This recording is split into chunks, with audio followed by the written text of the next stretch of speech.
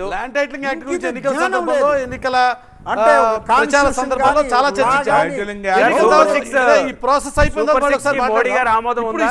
ఈ సందర్భంలో దాని కంటే కూడా రేపు ఎలక్షన్ రిజల్ట్స్ వచ్చిన తర్వాత మనం డీటెయిల్గా మాట్లాడుకోవచ్చు దాని గురించి ఇంకొకసారి కంప్లీట్గా అసలు ప్రభుత్వ విధానం ఏంటి, కేంద్రం వ్యవహారం ఎంత, రాష్ట్ర వ్యవహారం ఎంత సెపరేట్ మాట్లాడుకుందాం. ఇప్పుడు జరుగుతున్న చర్చ ఫలితాలకు సంబంధించి ఇప్పటికే జగన్మోహన్ రెడ్డి చాలా కాన్ఫిడెంట్గా ఉన్నాడు. లాస్ట్ టైం 151 వస్తే ఈసారి అంతకు మించి అని మాట్లాడుతున్నారు.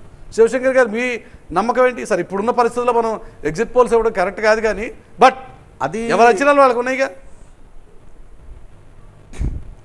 మురళీకృష్ణ గారు కాన్ఫిడెన్స్ వేరు, ఓవర్ కాన్ఫిడెన్స్ వేరు, గాంభీర్యం వేరు, మేకపోతు గాంభీర్యం వేరు. ఇక్కడ జగన్మోహన్ రెడ్డి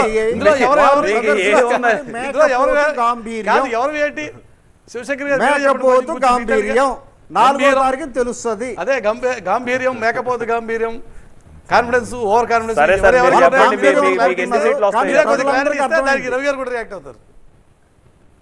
చెప్పండి, ఎందుకు సార్ పవన్ కళ్యాణ్ గారు కానీ చంద్రబాబు నాయుడు గారు కానీ అసలు ఎక్కడ కూడా మాట్లాడలేదు? మాటలెందుకు ఆడాలి? మీరు 151కి మించి వస్తాయని అన్నారు అని అంటే అది ఎంత అబద్ధమో ఈ రాష్ట్ర ప్రజలు 151 వస్తాయని చెప్పినప్పుడు ఇలానే అన్నారు అందరూ. అయిపోయారు వీళ్ళు. 151 ఎప్పుడైనా చరిత్రలో ఉందా అని చెప్పేసి అటువంటి జోక్స్ మేము మాట్లాడడం. చరిత్ర తిరగరాసేవాడు. వాస్తవాల్లో జీవిస్తాం కాదు కదా. 151 మీరు ఊహించారా సార్ లాస్ట్ టైం? శివశంకర్ గారు వాస్తవంగా వీలైన లాస్ట్ టైం గతించిన చరిత్ర అండి. చరిత్రని తిరగరాసేవాడు సార్ జగన్మోహన్ రెడ్డి గారు. శివశంకర్ గారు ఇప్పుడు గురించి మాట్లాడదాం. ఇప్పుడు 2019 అన్నది వేరు, 2024 అన్నది వేరు. జగన్మోహన్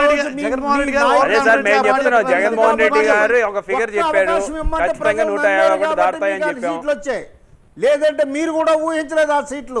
ఈ రోజు మీరు ఎంత మోసం చేశారో ప్రజలు అర్థం చేసుకున్నారు. కాబట్టి 4-5 గంటలు క్యూలో నిలబడి మరి ఓట్లేసి 2 బటన్లు నొక్కారు.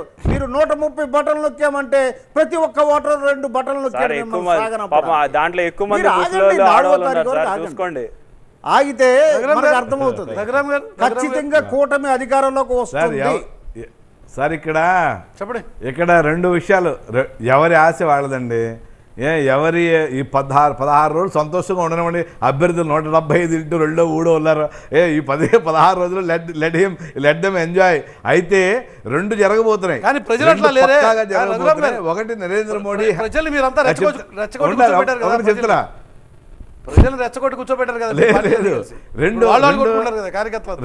రెండు హ్యాట్రిక్లు జరగబోతున్నాయి.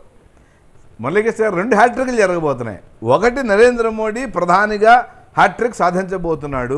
2 చంద్రబాబు నాయుడు 3వసారి ముఖ్యమంత్రిగా హ్యాట్రిక్ సాధించబోతున్నాడు. ఇది మాత్రం గ్యారంటీగా కనబడుతుంది.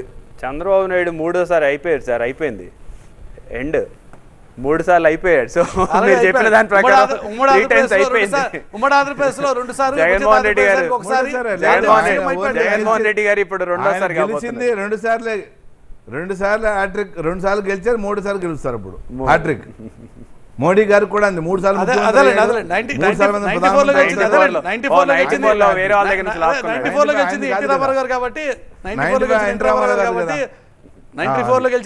కాబట్టి అది చంద్రబాబు నాయుడు ఖాతాలో ఏను అంటారు. అది తీసేసాం.